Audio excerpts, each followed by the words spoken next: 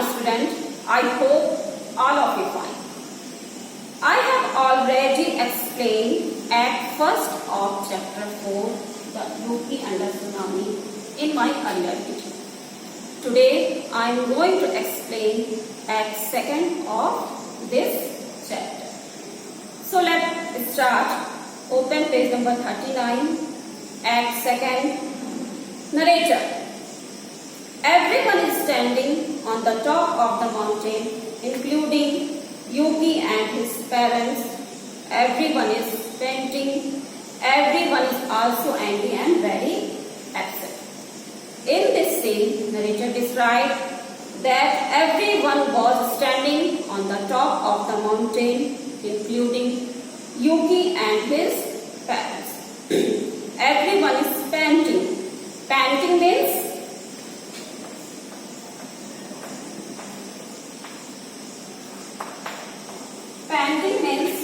quick,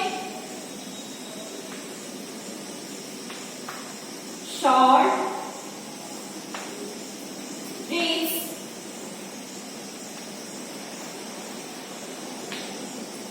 usually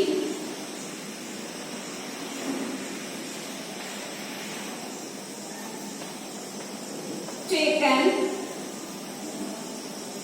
your mouth open. So writer described that everyone was standing on the top of the mountain, including Yuki and his parents. Everyone was breathing heavily. Everyone is also angry and upset. Village boy, I saw Yuki set fire to the rice crop. He is crazy. Then one village boy said that he saw a Yuki. He was crazy because he set a fire to the rice crop.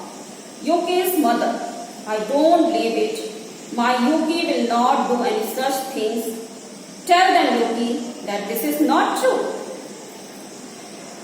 She explained that she does not believe that Yuki done like such things. Yuki's father, tell them, son.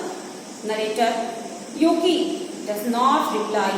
He looks away.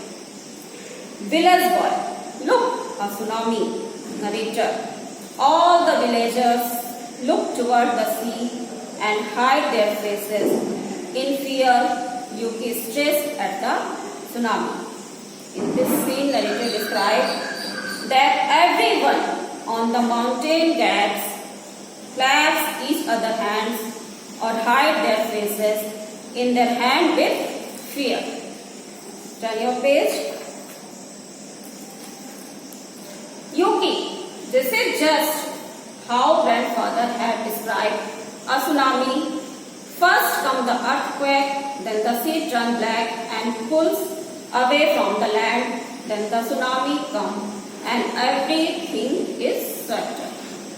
Yuki said that it was just how grandfather had described a tsunami. Everything he had said would happen has come true. First come the earthquake, then the sea turns black and pulls away from the land, then the tsunami comes and everything is swept away. Village boy, our village is gone. The tsunami took it away. Then the village boy again said that our village has gone. The tsunami took it away like it was never there. Yuki, I am very sorry to have burned the field. I had to find a way to get everyone to the top of the mountain. I am sorry. Yuki again explained that I am sorry that I burned the rice stacks. I had to find a way to get everyone to the top of the mountain. Yuki father, Yuki son, you saved us all. First villager, yes, that is right. You are a hero. Then first villager explained that yes, you were right after all. It was an earthquake. Yogi father, tonight we are going to celebrate our rice harvest. Yogi's mother, and we will celebrate that all us are alive too. Narrator, all the villagers cheer and congratulate Yogi. And in this scene, narrator described that all the villagers cheer and congratulate Yogi and bow to him and his pets. Students, the moral of this story is, children, remember the advice of your parents. They always want to stay and safe and healthy.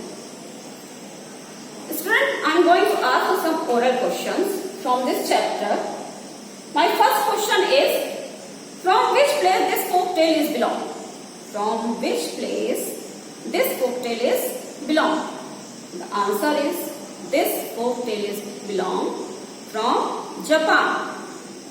The second question, what are the things the villager carried? The villager carried a fruit of basket and paper lanterns and other things of decoration. Third question, who taught them to grow a rice crop? The answer, Yogi's grandfather taught them to grow a rice crop. Children, I hope you understand this chapter. First, you have write the word, different word and the word meaning of this chapter. Thank you.